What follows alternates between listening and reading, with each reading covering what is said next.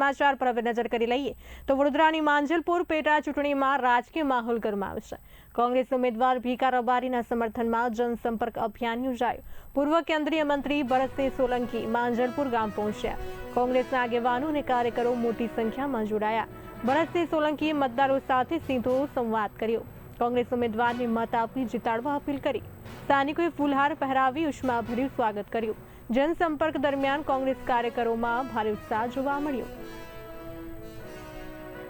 जलपुर विधानसभा PETA चूंटणी एकला वडोदरा शहर माटे नहीं परंतु समग्र गुजरात अने देश माटे बहु महत्वनी छे। आ चूंटणी में सत्ता परिवर्तन ए एक मुद्दो नथी, परंतु जे प्रकारे देशनी गुजरातनी वडोदरानी प्रजाने असह्य तकलीफों पड़ी रही है अने देशनी भाजपा गुजरातनी भाजपा सरकार ए लोकोना दुख युवानों महिलाओं अने समाजना सौ वर्गना लोको वेपारीओ ज्यां त्रस्त थया छे त्यारे एमांथी केम रस्तो काढवो केवी रीते काढवो ए 2027 ની ચૂંટણી માટે આ પહેલી એક તૈયારીના ભાગરૂપે છે।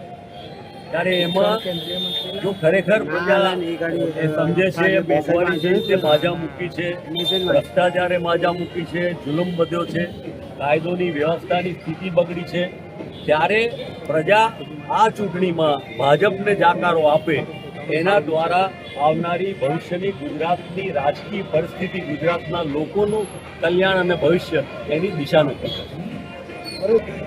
મારી તો માંજલપુર આ વડોદરા સંસ્કારી નગરી એમાં અહીંયા આવવાનું, લોકોની વચ્ચે એમના દર્શન કરવાનું મળે એ ગૌરવની વાત છે।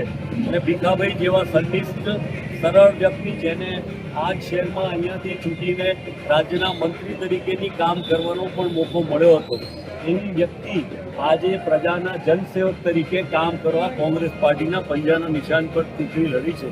ત્યારે આ જનતા જનાર્દનને મારી પ્રાર્થના અને વિનંતી છે કે આપણા સૌ દુઃખો અને તકલીફમાં લોકશાહીમાં બંધારણે જે અધિકાર આપ્યો છે મતનો, એનો ઉપયોગ કરી અને આવનારા સમયમાં ગુજરાત રાજ્યની સરકાર ઓળખવા, બદલવા 27માં તૈયારી કરે અને દેશની જે પરિસ્થિતિ છે એમાં પણ આપના આશીર્વાદ અહીંથી મળે એવી અમારી કોંગ્રેસ માટેની એમને માટે પ્રાર્થના છે। કોંગ્રેસ જીતવાની છે એવી અમારી જનતા જનાર્દનને પ્રાર્થના કરું છું કે મેં જે કંઈ કર્યું છે એને નજરમાં રાખીને તો મને એનો પહેલાં પણ મિનિસ્ટર બનાવ્યો કે ફરીથી હું આવ્યો છું એવા આશીર્વાદ આપે, જેથી કરીને એમના જે મુદ્દેઓનો અવાજ બનીને આ સરકાર સામે લડું અને જનતા માટે ન્યાય મેળવું। લોકોનો શું પ્રતિષ્ઠા મળી પ્રતિસાદ તો દેખાય છે ને, એટલી પ્રજા ઉભી છે, એના ચહેરા જો કેટલા સ્વીટ છે એ ઉપરથી દેખાય છે।